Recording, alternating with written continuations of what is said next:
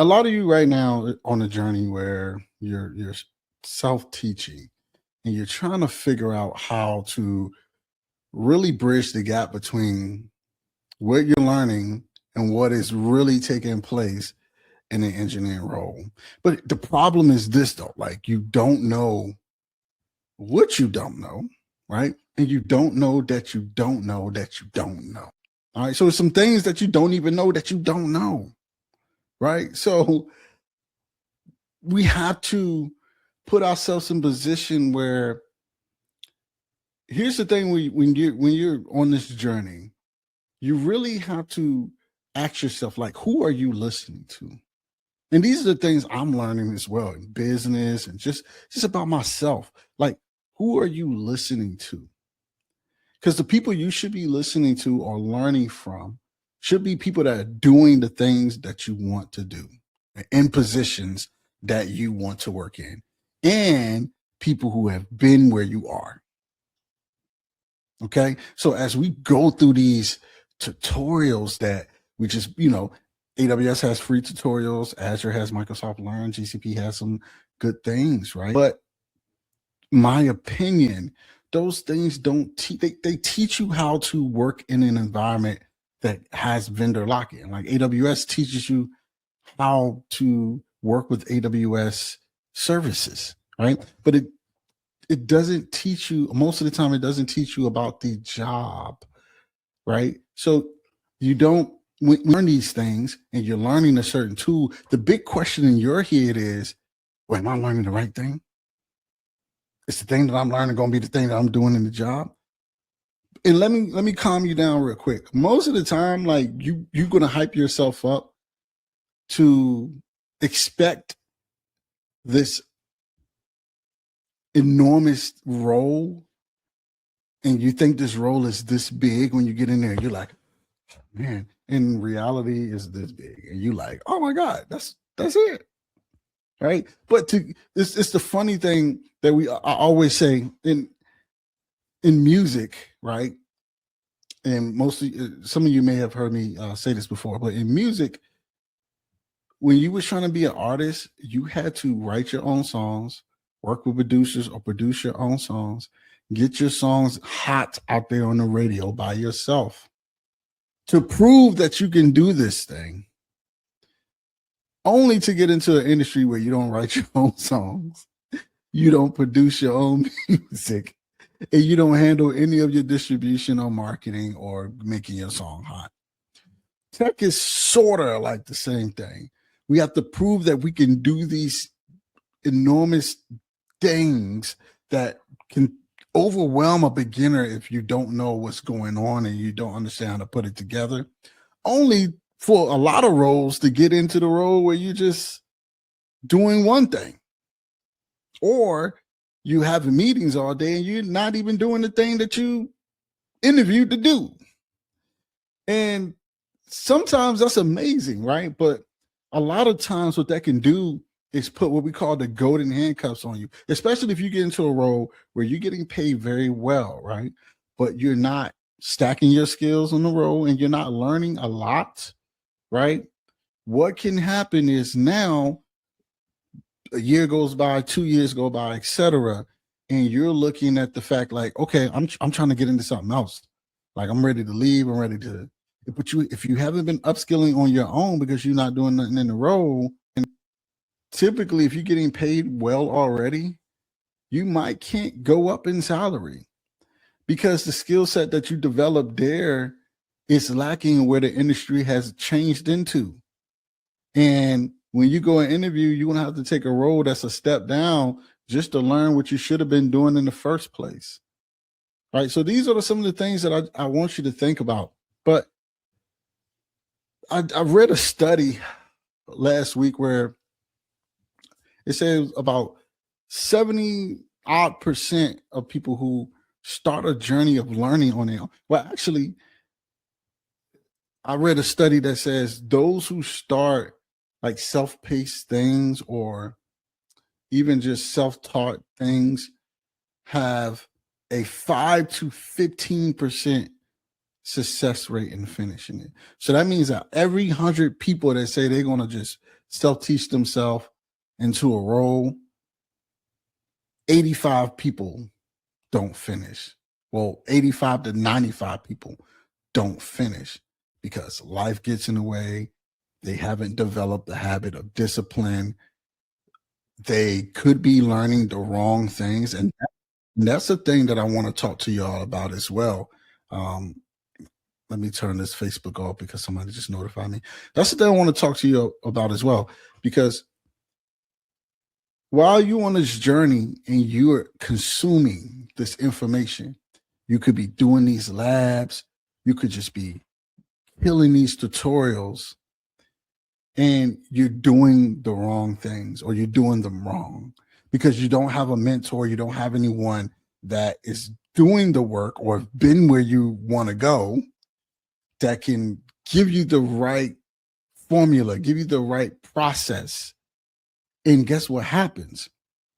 You take 6 months, you take a year, and you continue to do the wrong thing over and over and over and over again. And you be like, well, what's going on? I've been practicing, I've been working hard, and I should get this right. This is why I don't understand why I'm not getting a role.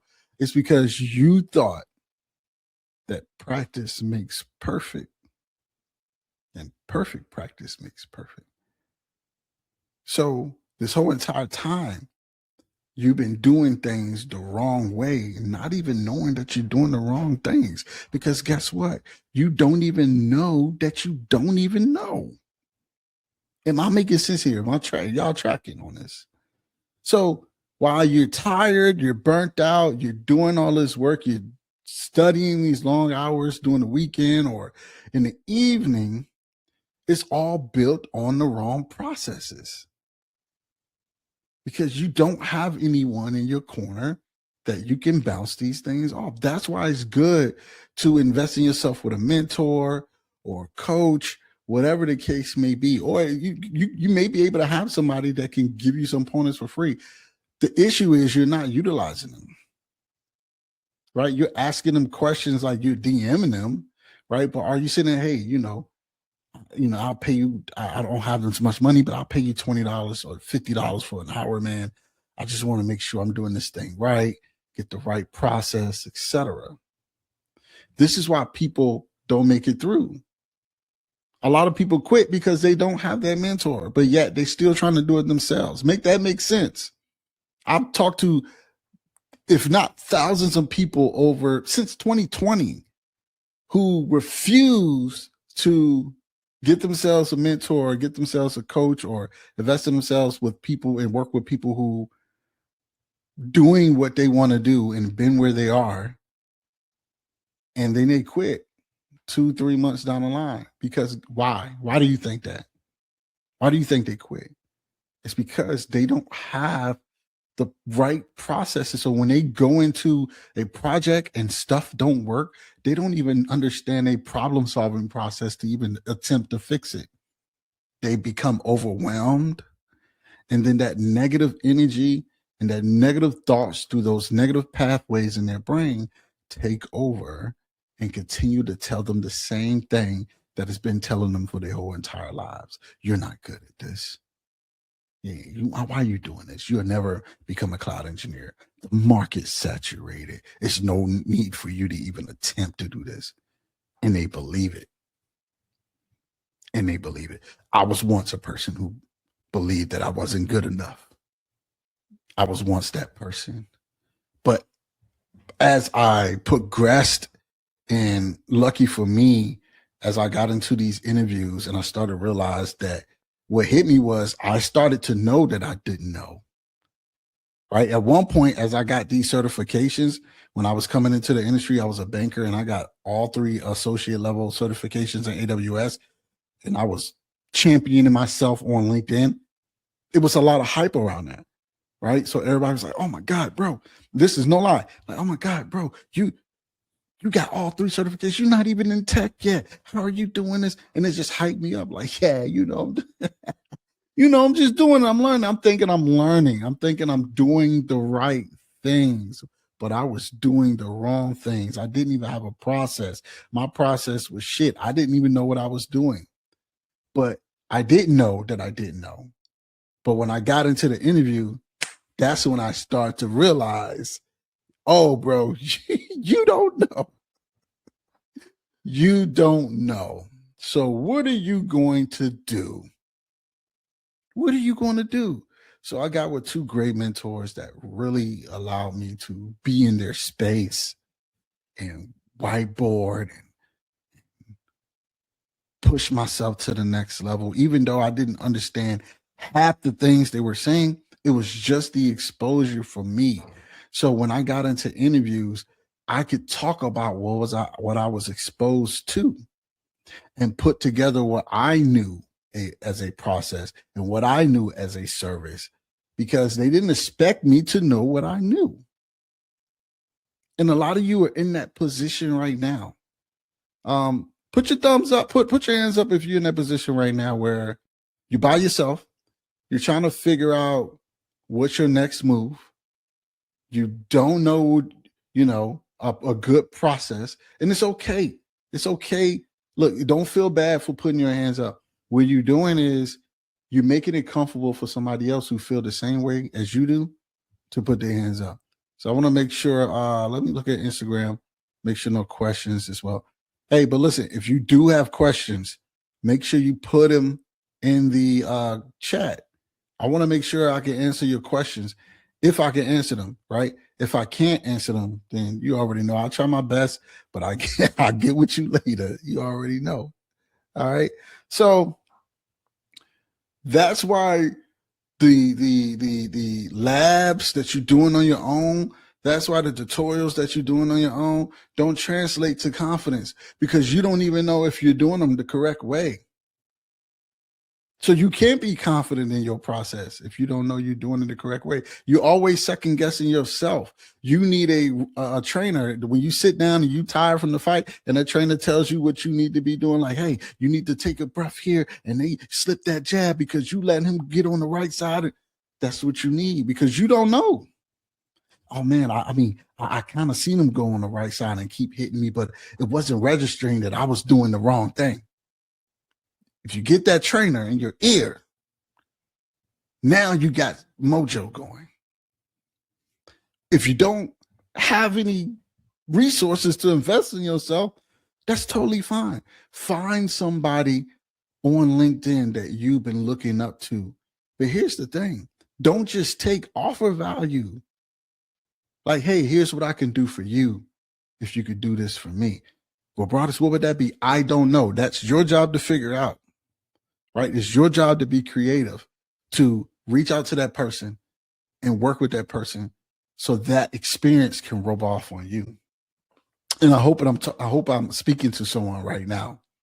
All right. So the difference between learning cloud and being hireable is the process. It's the process. What do you mean, bro? What do you mean? It's the process. This is the game plan for you. The tech can be learned. Like, cloud can be learned by anyone. Cloud can be learned by your 13-year-old child if you have one. They could pass a cert and learn cloud. That's no problem. But the goal is, okay, let me rewind this back. This is something I want y'all to understand. You are unique. Okay? There's no one else like you on this planet. Okay? Because you are unique, you have your own creative outlet. You are creative in whatever way that you are creative. Okay? Whether you are musically inclined, whether you are a tinker, you like to solve any type of problems, you fixing motors and lawnmowers, whether you express yourself through speech, whether you express yourself through art and clothes, etc. But the fact of the matter is, the way you think about expressing yourself and solving problems is different than anyone else in the world. So, with that, your job is to formulate a process, your process. Take a process and make it yours of how you solve problems. And your job is to rep the process over and over and over and over again until it gets embedded into your subconscious where you're just doing the process without even thinking about it. And that's how you become so confident in the process that it doesn't matter what you face in this industry. You are confident in your process. That makes you hireable because when you go into an interview and you know what you know and you don't know what you're supposed to know, you can still look somebody in the face and say that you're so confident in your process to be able to figure out how to solve the problem with the service that you'll quickly become an asset when the company is ready for you to become the asset. So I always use a story about think about you need a babysitter, right? Think about you interviewing two people, Charles and Carl. Okay. And let's say your child needs to be fed a certain way because your child has a condition or your child is just super unique and you have to feed that child a certain way that is, different than how the rest of the children eat. And let's say you ask Charles, have you ever helped a child and served a child and fed a child this way before? And Charles says, nah, I haven't done that before. Sorry, I don't have any experience with that. Okay. Now you interview Carl and you ask Carl, hey, Carl, have you ever had the opportunity to feed a child like this before? Tell me about a time where you had to.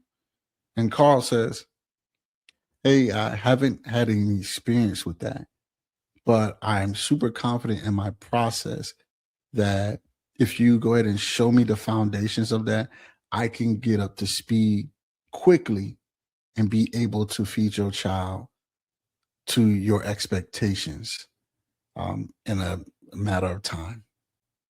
Now, think about that. Who would you hire? I hired Carl, right? Because Carl was confident enough to tell me he didn't know, but confident enough in his process that he would learn it. But guess what? Both of them don't know. Both of them do not know. And one is hireable and one is not. It's a process.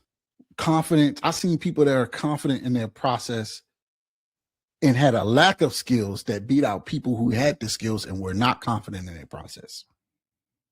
I've seen it happen over and over and over again. So I'm looking at my notes, y'all. Sorry. This is what hiring managers quietly look for when they're looking at a candidate is, yes, they want you to have some of the skills, right? But also, if we give something to this person that they've never seen before, or if we put them in front of a customer, do we feel comfortable that this person is confident in a process to be able to help the customer and become professional, be a professional, and get the project done with the team like they're supposed to? So it's all about they're looking for somebody who can communicate. They're looking for somebody who can take initiative. And they're looking for somebody who's not afraid to take ownership. Because taking ownership, I know some of y'all be like, wow, I'm going to take ownership. I'm scared because I might mess something up. But somebody who takes ownership is saying, hey, I'm going to learn this. I'm going to learn it, and I'm going to be the person that builds the solution for the customer. Because why? Why would they say that? Why would they say that, Broadus? Because they have a process that they have repped over and over and over, their own unique creative process. And it could be an overall process that they learn about solving problems. But now they've gotten so confident that they tweaked it and made it their own, because no one solves problems like Kareem. No one solves problems like Jenny. No one solves problems like Broadus. And they are inputting that into the organization's process and being trusted with it and taking initiative and taking ownership. And they want you to have an understanding of how things work, just the foundations. Can you come in? And this is the thing I think a lot of people miss. A lot of y'all right now have learned some foundational stuff, but now you're moving on towards, oh, I got to add Kubernetes. I got to add this. I got to add that. Yeah. I got to add that. And you're still weak on the foundations. Just like that process of solving problems, we need to rep these foundations over and over and over and over until it's embedded into your subconscious and you just doing this stuff and knowing this stuff without even thinking about it. I was listening to a book the other day, audio book, and the gentleman was talking about how I think it was the book Rich Dad Poor Dad. I think that's the book. I could be wrong, but I think that's the book that was like written in like 1930s or something like that. And it's been, rewritten, but, or been a bestseller for all these years. And he was talking about one of the gentlemen who was talking about, they was talking about the books and he was saying, Rich Dad, Poor Dad. And the gentleman was like, yeah. I read that years ago, man. Yeah, I know that stuff. I know it. And he was like, as soon as he said that, he knew he didn't know. Right. So he tested him. So he said, hey, man, you should take another look at that book because they have rewritten that book. And there's new things in that book that you can learn and you would discover. And it was just awe. And he said the gentleman came back to like a next meeting. He was like, you know what? Oh, my God. There were some things in there that I've never even thought of. It just totally blew my mind, man. That's crazy. The new book is super awesome. And he was like, hey, such and such, they didn't rewrite the book.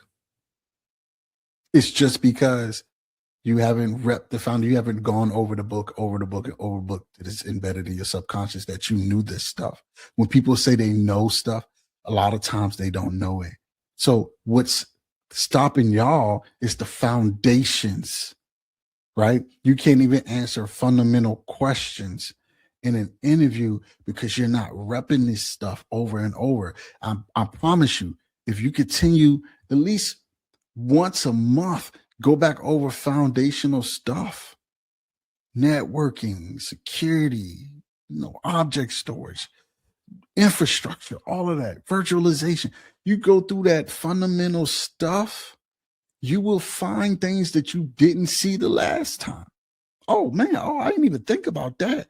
Oh wow, I didn't know they had that many machine types for that. It's just little things that you can learn that will be baked into your subconscious if you go over and over and over. That's the process. So when you get into a role, it doesn't matter if they're learning new technology that you're scared of, like, oh man, they doing Kubernetes here. But if you have a good foundation, then it's easy for you to learn those new tools. So when they ask you, do you have experience? And you say no, but then you start talking about the foundations that you're super strong in and start talking about the process that you repped over and over and over again in solving problems. Then you become a person and they start thinking like, you know what? I really like them because I believe if they come on this team, they're going to start taking initiative and instilling their process and helping us solve problems. And that's what they are looking for you to get hired. Once again, if you got any questions, go ahead and put them in the chat. I want to make sure I answer. Let me make sure Instagram don't have any questions as well. Somebody has a question. What is this? It's ZYXJN. I don't know if you was raising your hand because you had a question or you raised your hand saying, yeah, that was me. So let me know if you got a question. I'm more than happy to try to answer. Okay. So with this being said, we have to understand if we're not really building the fundamentals and we're not instilling a process on how we solve problems, it doesn't matter about the projects, and it doesn't matter about the search we get, because we don't have a process. Process equals profits. I'll school you on this real quick. We always talk about this. You're not an employee looking for a job. You're a business looking to build your services to land the biggest client. So as a business, you have to have a process in everything you do. A lot of businesses don't. Sometimes we don't, but you know what I'm saying? It's a process. If you have a process in everything. So think about it from this standpoint. Let's say, I'll talk about this as well. I got a few friends that own some sneaker resale stores. And when people come in, some people of a store speak. You go to another store, they don't say anything, etc. But what if they had a process? But when a person comes in the store, a 3-4 step process where you can allow them to come in the store, allow them to browse, but ultimately get them to the register to pay. Where let's say they come in, the first thing you're doing when anybody walks through the door is, hey, welcome to Broadus Kicks. Is there anything that you're particularly looking for today? The first thing I'm going to say is, no, I'm just browsing. Okay, let them browse. So step 2 is maybe wait 3-4 minutes. And if they're looking at a shoe, you go up to them, hey, what size are you looking for? We could probably see if we can pull that from the back. Or, hey, is this your size? I could probably go get the other one. You could try it on and see how that looks on your feet, right? Because now you're building conversation for them. And they're like, yeah, you know what? Go ahead, get the other one. Let me try it on. Step 3, go and let them try it on, because once they put their foot in it, a lot of times they see themselves wearing it, right? And they look at themselves, oh, I look good. Oh, these joints fire. Hey, okay. Well, listen, is there anything else you're particularly looking for? That's step 3. Yeah, I want to take a look around. Hey, look, this is what I do. This is step 4. This is how you get them to the register. Let me put these up. I keep them at the register. So when you're ready, we just go ahead and check you out. Take your time, look at other things as well. So if you see them looking at other things, you go straight back to step 2. Hey, size 10.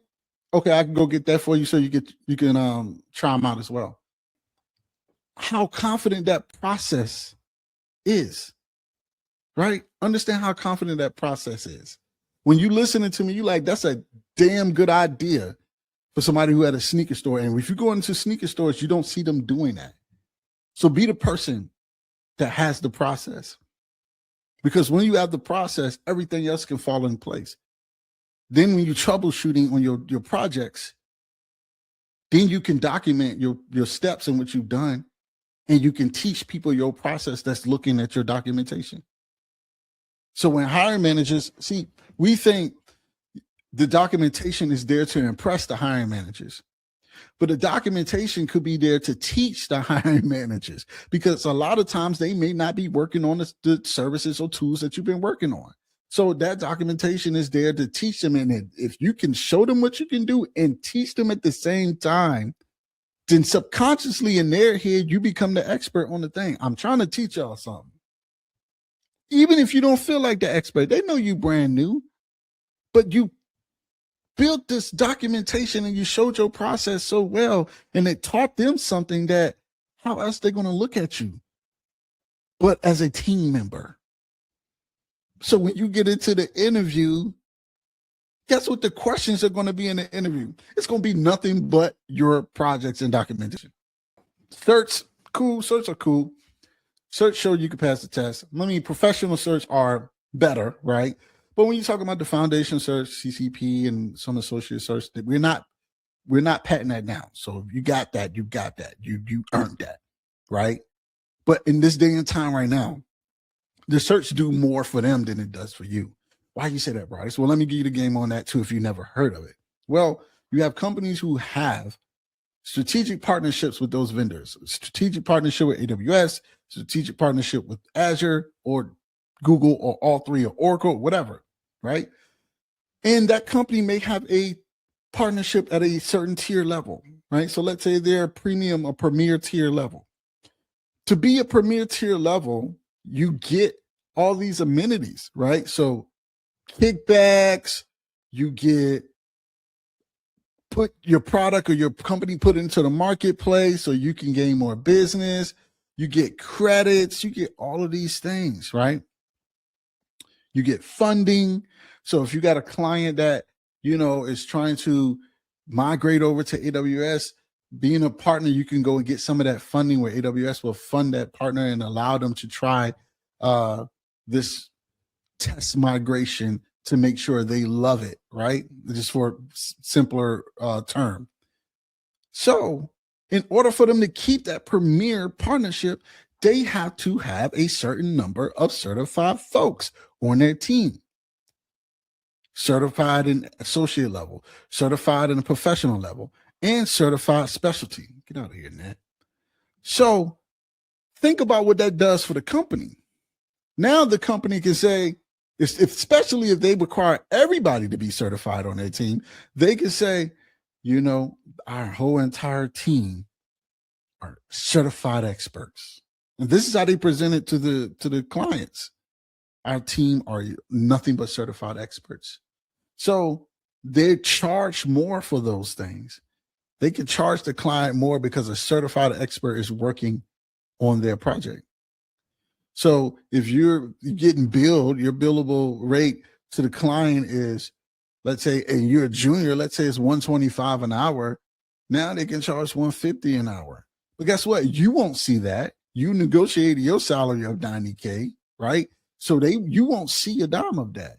And that's how certifications can pull you in, but it does them more good and makes them more profit than it does you, right? So especially if a company says you must be certified, or if you see a company that says you must be certified in 90 days, right?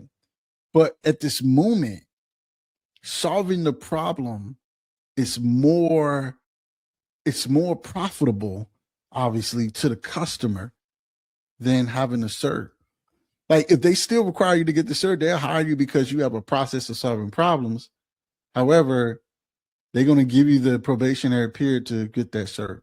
So everything you do and every process that you make in this journey is something that can align with the client. I mean, think about it. If you're a business, would you have a process like if you clean floors? Wouldn't you have a process of how you clean the floors? Because the process makes it quicker for you to clean the floor. Right? So like, hey, when I started cleaning floors for companies, I buffered, I strip and I mop and I buffer, etc. It used to take me an hour and a half. But as I started getting my process down, now it takes me half the time, 45 minutes. So process makes you professional, efficient, and confident in what you do. Am I making sense? Am I tracking here? Put your hands up. Please let me know. I want to make sure. Let me check Instagram again as well. Make sure nobody has asked a question. But I want to make sure we're tracking here. Okay. So the mindset shift that changes how you are evaluated. That is what I've been talking about this whole entire time. If you haven't been catching on, is process equals profits. Your process can take you so far in your journey that you don't even know. But in order to build a process, let's rewind this. Can you do this on your own? Brother, because you saying I can't do, yeah, you can. Anybody can do this on their own. But the data shows that only 5 to 15% are actually becoming successful with self-taught. So if you know 85% of you are failing, why would you want to fail if you don't have to? Why would you not want to connect with somebody who is doing the thing you want to do, making the money you want to make, and has been where you are? Why wouldn't you want to do that? Oh, I know. Because I talked about this last live. I know. Because the thing that you asked for, you don't even really believe you can get. So you just playing around with it. That's what it is. You just playing around with it because it's subconsciously you're telling yourself that it ain't for you and you won't even make it. The job market saturated. It doesn't matter, right? Like I won't be able to get a job. But what you fail to realize is that's the journey that's forging you to be the engineer. You just keep going, because when you get the no, it's just the thing that says not yet. The opportunity coming. You putting a timeline on your thing, right? Oh, I need to get a job in 90 days. And the whole time you don't even, the universe is just working in your favor and saying, just do you, do, be, have, be, do, have, excuse me. Be the person that does the thing so you can have what you want. But you got to be willing to do it long enough so you can see the success in it. You put a timeline on your thing, then you just making yourself frustrated. Right? You putting a timeline on your journey shows you have no faith in the journey. You might think that timeline make you look confident, but it shows that you have no faith in the journey. And I struggle with that myself sometimes. I ain't gonna lie. All right? I'm not gonna lie. But that's the thing. You don't even believe that you can have it. That's why you won't go out here and talk to mentors or go out here and invest in yourself. And you feel like, let me do it by myself, because the moment I quit, because I know I'm going to quit when things get hard. I know I'm going to quit when I just hit a roadblock, because I can't believe that I'm doing it anyway. So the moment I quit, I don't want nobody to see me. Don't look at me. Don't look at me. I don't want nobody to see me quitting. That's why I don't put myself out there like that. I know I'm making sense. I've seen it all. There ain't no way you're going to tell me I'm not making sense right now. That's exactly what we do. Nah, I ain't going to reach out. I'm scared to reach out. Because, if it's too hard, I'm just going to settle for where I'm at right now. Even though I've been praying to God, asking God for a better job, better way to work, a challenging career that can take me to the next level. But I just want to see what is required. Because if it requires too much, I ain't doing that. It's requiring too much of me. Process. Who are you listening to? Are you listening to people who are doing the thing you want to do? Are you listening to people who've been where you are? Or are you listening to yourself? Like, for real, like, this is the last thing I'll say. How are you listening to yourself when you're the only one that knows that you tell lies to yourself? How many lies you done told yourself this year already? How many lies you done told yourself? Why are you listening to yourself? If you listen to yourself, you would never be where you need to be or want to be. Sometimes you got to listen to somebody else. Because when that person speaks, somebody, even me, when that person speaks and it just hits home and it gives you a plan of what you need to do, you need to execute. This is for you. This is for you who are watching this right now. You can do this. Your destiny is depending on what you do from today and henceforth. If you look at this video and you decide that I ain't doing nothing tomorrow, then you choosing what you not changing. Oh man, bills piling up, man. I was trying to, I need to do better for my family, my kids, man. But then you say you ain't doing nothing. You choosing it. So go home and look your kids in the face and say, hey, mama or daddy, whatever you are, mama being real with you. The reason why we ain't blah, blah, blah is because I'm choosing this. Or daddy being real with y'all. The reason I ain't doing this because I'm choosing not to do it. Not because the market's saturated. Not because you think AI taking the jobs. Because you choosing it. AI ain't taking only people getting laid off. Yeah, but it's other jobs available. And we have to, listen, we can't stay down. We got to get up. So for even those who have gotten laid off, it is time to upskill. It's time to show the industry who you are. It's time to take your own creative power and show that you are one of a kind in solving problems. If you don't, you are choosing where you are right now. Okay. So I want to show y'all something real quick. I just built on Lovable what I call a cloud hireability score. All right. So let me see if I can share my screen real quick. What are we doing? Share screen. Let's see. Window. There we go. All right. If y'all can see this, I've built with Lovable in 5 minutes. It is get your cloud hireability score, right? This is a diagnostic that shows you how hiring managers actually evaluate you. So when you click on get my cloud hireability score, boom, put the name in there, put my email address, and analyze my hireability. Okay. We can answer all these questions that it has. And I'm just going to go and just click, just show you how it works. Boom, boom, 10 questions, right? Talks about your projects, what you do, how you're doing it, your process, right? And we get to the last question, and it gives you a hireability score, moderate hireability. Your profile shows markers hiring managers look for. You demonstrate clear decision-making, communication, risk effectively, and present evidence of impact. That doesn't mean the job search is easy. It just means your work is easy to trust. And then it gives you the scores and where we break it down. Now, I'm going to continue to tinker with this and create better functionality. But for right now, you can see where your process is and how you will be judged on your process.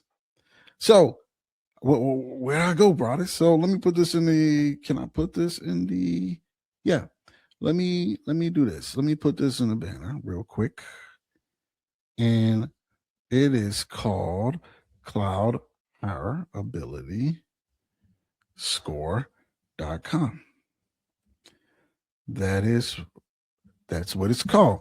If you go to cloudhireabilityscore.com, take this, answer the questions, get your hireability score.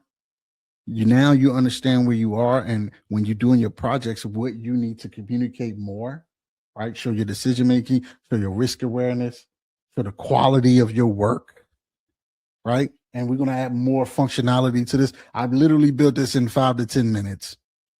All right. This is for you. Use that link, cloudhireabilityscore.com. Take this tonight. All right. Send it to me. DM it to me. I want to see. Let's talk about it. Okay. If you want it, and I'm about to hide this right now. So if you want the link to it, just drop score. Just put score in the comments, and I'll be able to send it to you and have a conversation about it. All right. So let me check Instagram one more time, making sure no one have questions. Cool. Yep. No one have questions. Hey, I hope this was super valuable to you all. I hope that you got a lesson out of this. I hope that this inspires you to take action. All right. So until next time, y'all, let's keep leveling up. Love y'all, but I got to go, and I'll holler back at you later. All right. Bye.